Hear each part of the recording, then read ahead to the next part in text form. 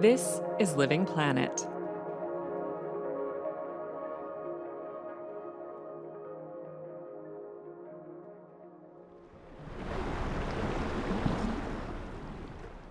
Your Excellencies, honored guests, ladies and gentlemen, Talofa and warm Pacific greetings from Tuvalu. It's 2022, and Simon Kofa, a politician from the South Pacific, is addressing global leaders at a UN climate summit in Egypt. Today I speak again from my country. Kofa's speaking via video link from Tuvalu. Tuvalu's a group of tiny islands between Australia and Hawaii. He's standing on one of its beaches behind a lectern, Tuvalu's flag to his left, the UN's to his right. We've seen temperature rise, projections remain well above 1.5 degrees Celsius. The camera slowly starts to zoom out towards the sea. Palm trees flutter in the wind behind him. Pure white sand breaks into rocky shoreline. But then patches of stony ground start to flicker and shift. The sea expands in abrupt rectangles of blue. Birds fly into a flat black sky. Kofa is not in fact on Tuvalu. He's standing on its digital clone. As our land disappears, we have no choice but to become the world's first digital nation. If Tuvalu can't exist in the real world, it'll have to move into the metaverse. Our land, our ocean, our culture are the most precious assets of our people. And to keep them safe from harm, no matter what happens in the physical world, we'll move them to the cloud.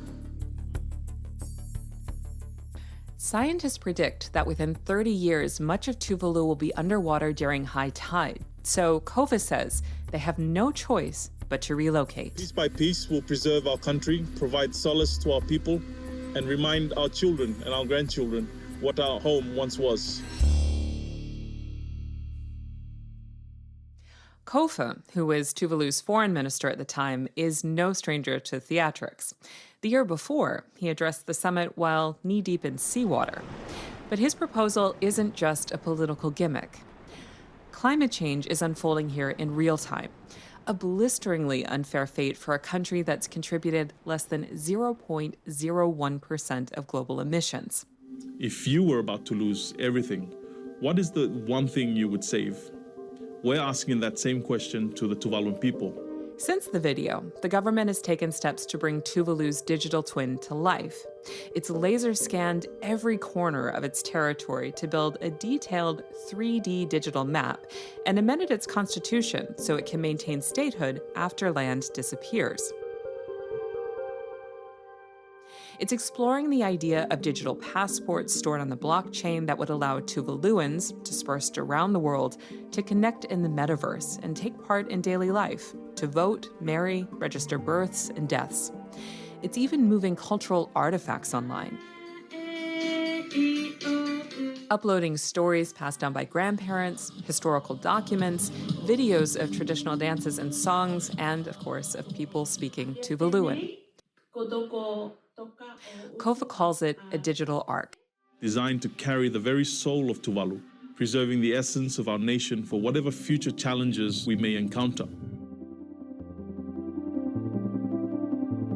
Tuvalu is the fourth smallest nation in the world. Less than 12,000 people live on an area around 3% the size of New York City.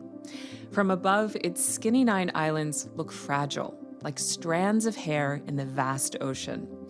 And if Tuvalu rings a bell, that's probably no coincidence. It's expected to be one of the first nations lost to climate change.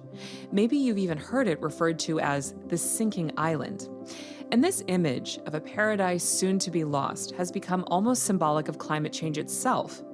But the sinking island narrative is only half the story, and some Tuvaluans say it's not even the story of the island they want told.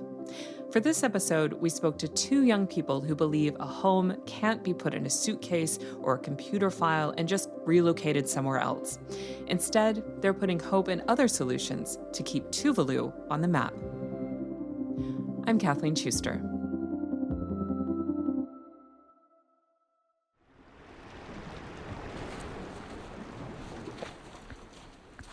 I'm an island girl.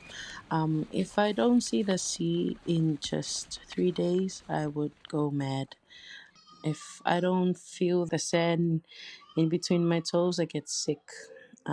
If I don't go swim in the sea, I'll be really moody. That's Lily Teafa. She's 29 and from Tuvalu. During the day, she works in communications for a family health association, and in her spare time, she works as a youth and climate advocate. For her, life on Tuvalu is cycling to feed the pigs, hearing the church bells ring out across the island, and smelling fish smoking on a fire. It's mostly just you, the sun, the sea, a lot of bikes behind you, and just children screaming out loud, playing marbles next to you, and having endless cousins. Lily says Tuvaluans' deep rooted connection with home starts at birth, when a child's umbilical cord is cut in half. One would be buried in the land, one would be given to the sea. It shows that you are a person of the land and of the sea. This intimate bond with the island is exactly what another young Tuvaluan named Bernard Cato Ewikia has with his home. Cato, as he prefers to be called, is a 28-year-old climate activist. As a kid, one of his favorite places on Tuvalu was a beach where he played rugby with his friends. There is the sea, there is a sand. We can rough each other up without getting hurt because sand is soft.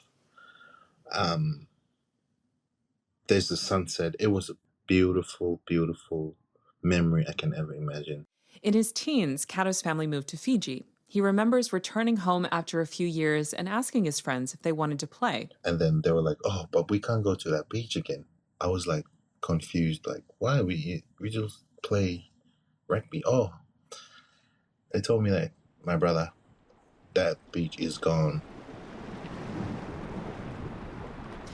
Many islanders have their own version of this story, returning after travels to find homes, shores, landmarks of their lives have been taken by the sea.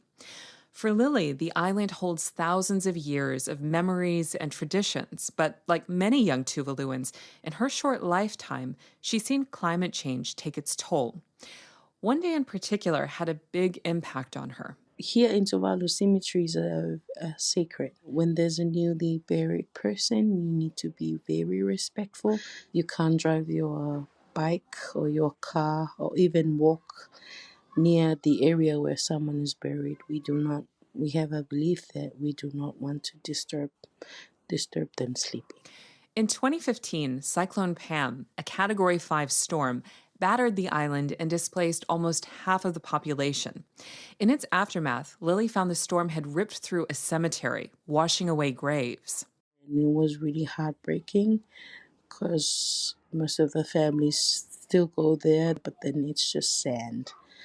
They just go there and try to remember their ancestors, their families who have gone. But then some of them said that most of the bodies were never recovered.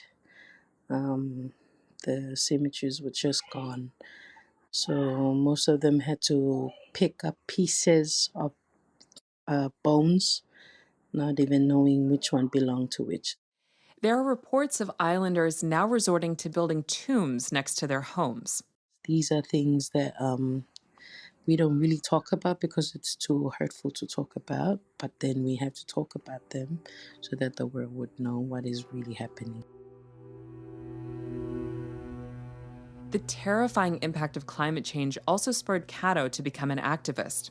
Speaking at COP a few years ago, he described witnessing Cyclone Tino in January 2020. We were at home, and the wind was so strong, and our roof was about to rip up of our house. And I was with my younger siblings, and I was telling them, like, don't be scared because I'm here. I'm the eldest of my siblings. And then I was thinking, what future can I give to my siblings? The reason why I came to COP26 is to save my people and my future.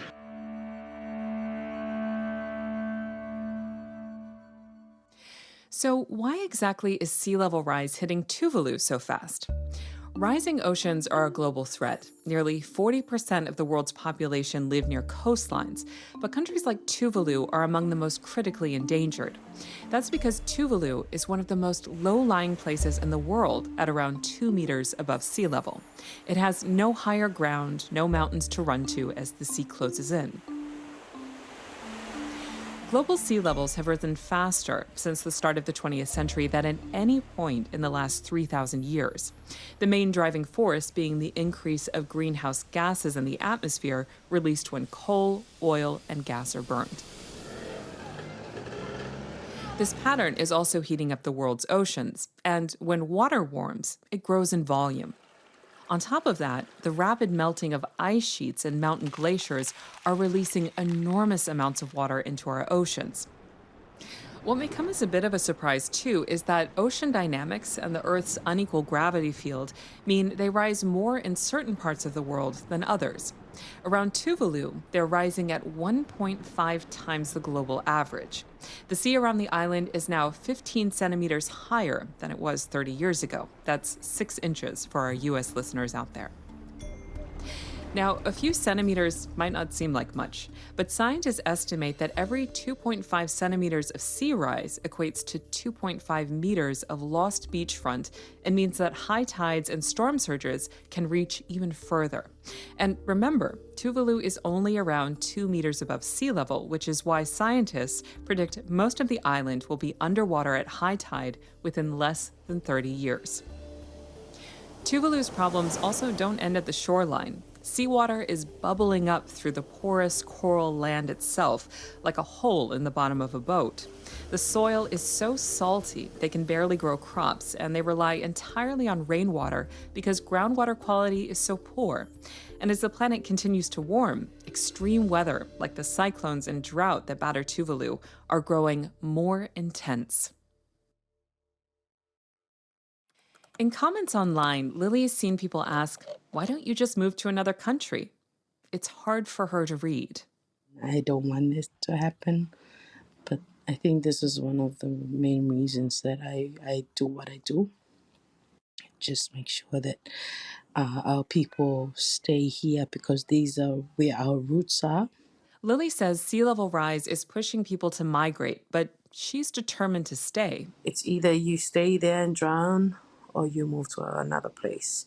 So we would rather fight for our land, even though it's just a little piece of land, but we still fight because it's our land and it's our home and we like it there. Over the coming decade, climate change will force millions of people from their homes, maybe even as many as 1 billion, according to the UN's International Organization for Migration. In 2023, Tuvalu signed a migration pact with Australia that recognizes the threat of climate change and offers 280 Tuvaluans permanent residency each year. Cato is currently in Australia with his wife while she studies, but his plan is to return home, and he says leaving a place because it's disappearing is very different from choosing to move. It's really hard for both Cato and Lily to imagine how an identity can truly survive without the place itself, be it in a different country or the metaverse. Cato says having his culture exist only online would break him. I will not be able to live like I was just gonna cry and cry all day that the land of my ancestors has disappeared. All the things that has been taught to us would be all gone, but it will be in a cloud, in online. It's like a fiction book to read. Both Lily and Cato get why the government is preparing for the worst, but they say the digital twin feels a bit like giving up. They say the worst is unimaginable. When Lily heard about the project, she cried. There are just some things in life that cannot exist in the metaverse. But there is one thing that's giving them hope.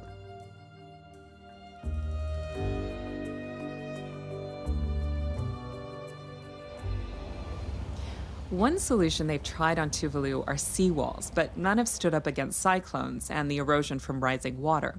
So instead, Tuvalu's attempting to literally raise itself further above the ocean. In 2017, it launched a land reclamation project. The Tuvalu Coastal Adaptation Project, TCAP for short, is building new land that would remain above sea levels beyond the end of the century and act as a buffer from storms. The design involves scanning the shoreline and then dredging sand from Tuvalu's deeper surrounding waters to fill large geotextile bags on the reclamation area. Last year, the project finished building along Tuvalu's main island where the capital is located. The new land is 730 meters long, 100 meters wide, and, importantly, 6 meters high, making it Tuvalu's highest and safest point. Cato thinks it's going to really help with sea level rise. And you know what's nice about it? The beach that I used to play that disappeared is there. It's in the reclamation land. Yeah, but the sad thing about it, we can't play because it's government owns. The government owns it now. But hey, I can tell my children that I played rugby there at the beach. I'm really excited to go back and walk on that new land that I haven't touched yet and walk on yet. But yeah, I'm really, really, really excited. This reassurance hasn't come cheap. The new land cost nearly $40 million, with Tuvalu contributing just under $3 million, and the Green Climate Fund, the world's largest climate fund, providing the rest. But locals have been encouraged already by seeing the land put to the test. Back in February of 2024, Tuvalu had large king tides that crashed across the main island where the capital is located, cutting off roads. But the TCAP land remained untouched. They plan to build hundreds of homes, government offices, sports facilities, and a women's center on the new land. The next phase of TCAP, which is being funded by Australia, New Zealand, and the US, will reclaim an additional 800 meters of new elevated land. So it has now normalised land reclamation in the Pacific as a way of adapting to sea level rise and to climate change. That's Liam Saddington, a political and environmental geographer at Cambridge University. He says land reclamation in Tuvalu is not only a landmark project, it also gives them important leverage in international climate negotiations. So that when they are negotiating and, the state on the other side of the table says, well, you're asking me to do this with decarbonising or raise this amount of funding, what are you doing? Tuvalu can say, look at the sheer scale of what we are having to undertake to remain in situ. The land reclamation project challenges this image of Tuvalu as just a sinking island. For Cato, that's really important. He remembers encountering this sinking island image on his first trip far away from home. It was 2021, and he had just arrived in Glasgow for the UN Climate Summit. It was overwhelming. He was wearing shorts and a t-shirt in the Scottish winter, struggling with his English. They always come up to me like, you're from Tuvalu. I was like, oh, yeah, I'm from Tuvalu. Oh, is that the sinking island? He would feel a twitch in his neck at the very mention of it. Instead of you putting, us like a sinking island, how about you put us, as a rising nation for the future? I'm here because I'm fighting for my country not to disappear, but not for you to tell me that my country is disappearing. Cato says the sinking island image denies Tuvaluans their agency and resilience and portrays them as passive victims instead.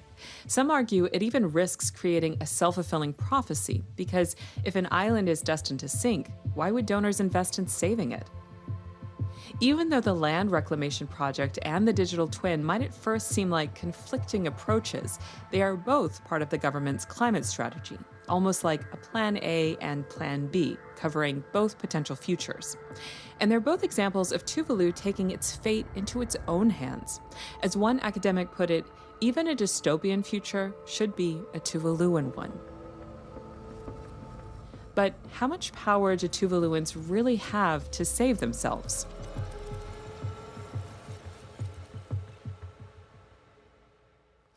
In December 2024, Lily left Tuvalu to head for another country struggling with sea level rise, the Netherlands.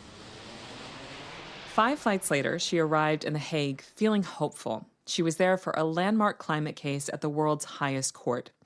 Over 2 weeks, 100 countries and international organizations presented arguments at the International Court of Justice about who should bear legal responsibility for the continued rise in emissions.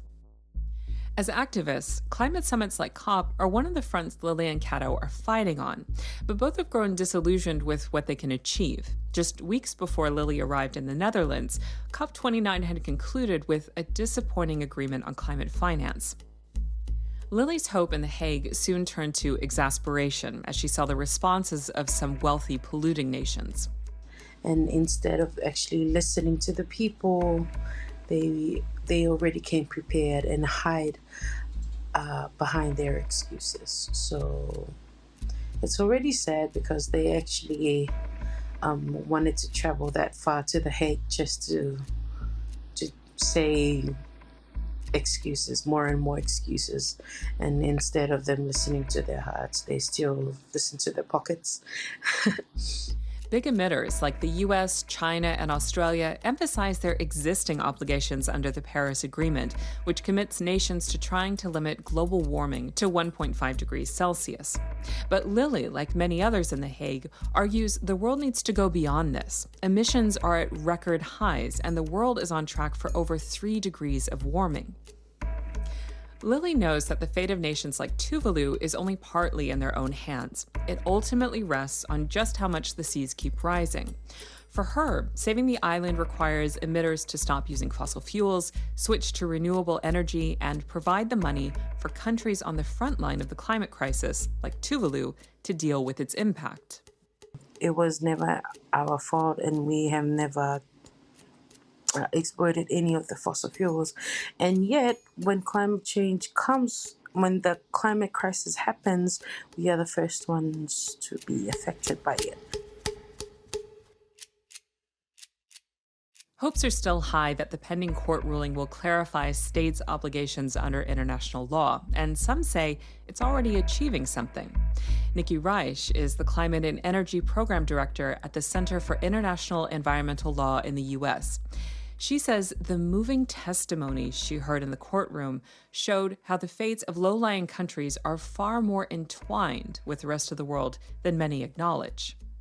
If we can't respond to that call and meet that challenge, then we are effectively saying that all is lost for the rest of the world, where there are even larger communities and greater numbers of people who will be facing irreversible tides of catastrophic harm. Both Cato and Lily worry there'll be the break in a generation chain, the ones that have to explain to younger people what made them Tuvaluan, what the island was like, how it smelled, how to fish in the dark. But as the pendulum swings between different possible futures for the island, Lily and Cato feel there's no option but to keep fighting for the best outcome. For Lily, home can never be in the metaverse, but she also feels the Digital Twin Project does underline just how serious Tuvalu's crisis is. It's also an eye-opener for the polluters, for them to have a soft heart or have a heart and see that if they continue with what they are doing, they would practically be killing a whole population, a whole country. Cato can also now see its use for a worst-case scenario. When it gets hard to stay optimistic, he says music helps. Last year at COP, he took his guitar and sang with his cousin, hoping to reach delegates in a different way.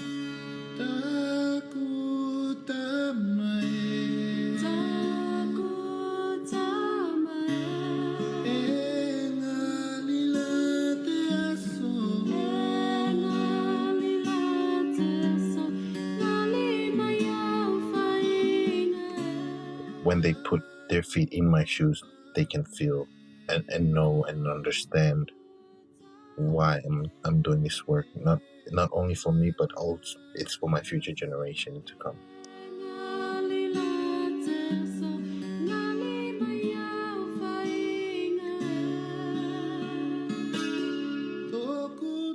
I don't want them to, when Tuvalu disappeared, if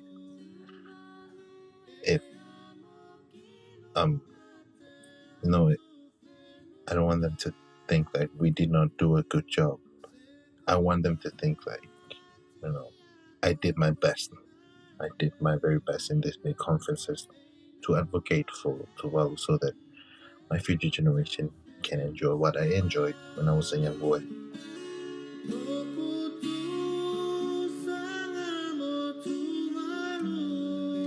Kato hopes when he's buried one day, it will be in Tuvalu's soil. When I'm old, I hope that, my children, when they become 28 years old, I'll be teaching them and showing them where I used to play in Tuvalu, not telling them stories in another foreign country, how I felt in Tuvalu. That's I hope that when they grow up, they will know their father was, a climate warrior trying to making sure that I try to secure the future in Tuvalu. I mean, I don't hold the future, but I'm trying my best.